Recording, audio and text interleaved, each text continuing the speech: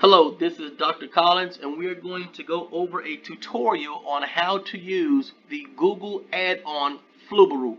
The first thing I need you to do is make sure you are in your Drive, and if you'll look at my cursor on the left hand of your screen, right there hovering over Drive, make sure you're in Drive. Once you're in Drive, go all the way to the left. If you'll follow me, I'm going to the left. Right here, we're going to click right here and get our options. Once we get our options, I want you to scroll all the way down till you get to Forms. Once you get to Forms, click Forms. And if I'm ever going too fast for you, if you'll just pause where you are and then continue or push play when you get to where we are. All right, everyone's in Forms. If you'll look, the first option is a blank form. Go ahead and click that blank form, and we are going to make a quiz. All right, so if you'll double click on untitled form, you can name the quiz. I've actually already done that, so we're going to go here. I've called it biology assessment. Now, you can ask questions by pushing this plus button or this plus button. You can add questions. But before you do, I want to make sure we set up our Google form as a quiz. So if you'll go over here to the wheel, this is the settings bar. If you'll follow the cursor bar, you'll see it. Click on that. If you'll click in general, it says collect emails. You always want to collect emails, always, because this tells you exactly who's taking the test. I'm gonna tell you to put their names in, but the truth is somebody can take a test under someone else's name. You can't take a test in someone else's email, at least not in the classroom. Do you want response receipts? You can choose to do that.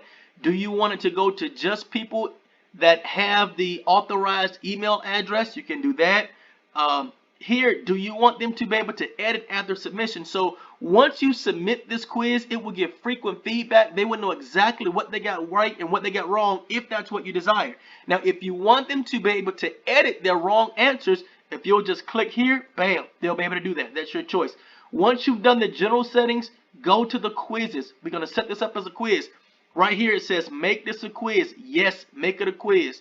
Then go down, it says turn on lock mode. You want to do that, and here's why.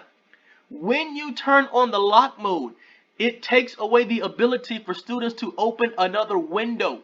That is the only window that they will be able to open, the actual quiz. If they open another window, well, they can't open another window. So there you go. You can choose to release the grade immediately after submission, or you can release it at a later time. That's completely up to you. I always like frequent feedback. You can allow the respondents to see missed questions, correct answers, or points value. Once you've done that, you push save and you set it up as a test. Once you've set it up as a test, I'm going to go and click on them. If you'll notice down here, it says answer key. In the answer key, I'm not going to assign this any points because this is a descriptor. My first thing says last name, comma, first name, and it is a multiple choice because that's what I want. Okay, I'm going to show you like here. I'm sorry, I said multiple choice. It's not a multiple choice. It's a short answer. I've set it up as a short answer, but as you can see, you can set up things as multiple choice, check boxes, drop down, so on and so forth. I'm setting this as a short answer because I want their last name, comma, first name. I already have their email, but I also want their last name, comma, first name. And in the answer key, this is worth 0 points. I'm also going to know what block or class period it is. I go under the block system. Some people have periods. If you want to know, because this will allow you to disaggregate the data by that particular block, by that particular period. This is a multiple choice question. You can only answer one. And of course, in the answer key, this gets 0 points. Over here, we can choose to make this a required mark or not. Always make that required because you want to know exactly which class that person is in. Now, I've asked a couple of questions. The first one, which is the powerhouse of the cell? I've given this 15 points. So I'm going to go ahead and answer it here. Bam. The mitochondria is the powerhouse of the cell. It's worth 15 points. 1, 2, 3, 4, 5. I tell you what, I have 5. I'm going to make them 20 points each. That's what we're going to do. All right, the next one, the brain of the cell. We're going to answer that. It's the nucleus. I'm going to make it 20 points piece. If I wanted to, I'll pick a plus here. That will allow me to add a question.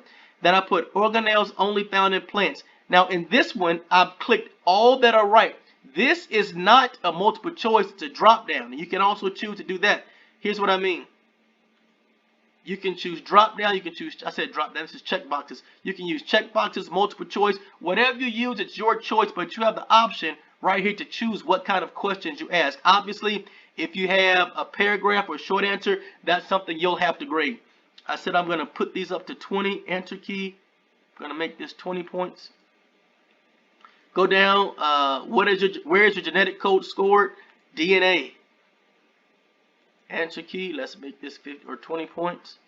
Hormone which unzips DNA. Answer key. It's helicase.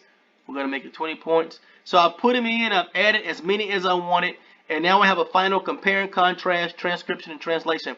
After I've done that, what I can do is, see where it says send? I'm going to send this now.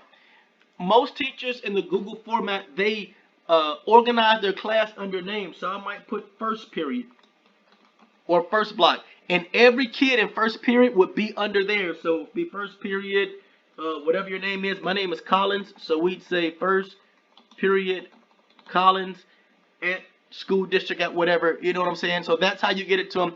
Then you send it. I'm going to send this to me. And then I want to go back here. This is my email address. I want to show you. Let's see. There it is. Biology assessment. I just got it. I can go in. You can only fill this form out once. Try contacting the owner of the form if you think it's a mistake. View scores. And so now I've actually already taken it. And it told me what I got on it. So that's how you do that. Now, here's the real power in Flubaroo. Once you go, let's get this. Okay, let's go here. All right, once you go back into it, so you go back into your shared drives. Let's see, recent. Back in share. Here's your test again. Go in your test.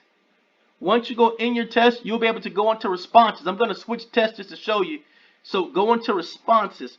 Once you go into responses, you get each individual. If you look right here, it says view responses in sheets. You want to click that. Once you click that, go to add-ons. In add-ons, you're going to click get add-ons. All right, now I already have it. Once you get add-ons, it's going to give you an option. You want to get Flubaroo. I already have it, so it's not going to ask me again. But it's going to ask you to get Flubaroo. Go ahead and get Flubaroo. I'm going to regrade assignments just to kind of show you how it does. This will upload existing grades. Yes, I want to do that. Now it's going to give me some options, grading options. Let's go up. Let's go. So basically, what it asks me, which key will be the answer key? The answer key that you did, that will be the answer key. So you take the test, put the correct answers in. Then if you'll look down here, here's the marker, go all the way to the bottom. I'm at student submissions right here. If I go to grades right here, here's the power in Flubaroo. So look over here in the top left. It's been created. Thank you. No more tips. All right. Summary. Possible points 8. Average points 3.5. Count of submissions 4. Number of low scoring questions 6. Here's why this is important. In Flubaroo, you can actually ask it, do you want to know if a question gets below a certain percentage absence? So look over here. The brain of the cell. 75% of the people got it right. My threshold is 75%. If it's under 75%, I want you to bold it so I can know that these are not good questions. So if it's bolded, it tells me one of two things. The first thing it can tell me is that I didn't ask a good question because so many people got it wrong, or it says I didn't teach it well. Either I didn't teach it well or I didn't test it well. Either way, I know I need to recycle this question. So this add-on Flubaroo gives you an easy way to test because it grades it instantaneously, gives kids frequent feedback. Oh, I didn't tell you another good feature. You can also set it up in Flubaroo to where you mix up the questions. So two people can be sitting right beside each other. One might get the question, the powerhouse of the cell, as number 1. The other might get organelles only found in plant cells because it mixes it up. Another great feature of the add-on Flubaroo. So this is Dr. Collins. Just wanted to share this with you. I hope it's helpful.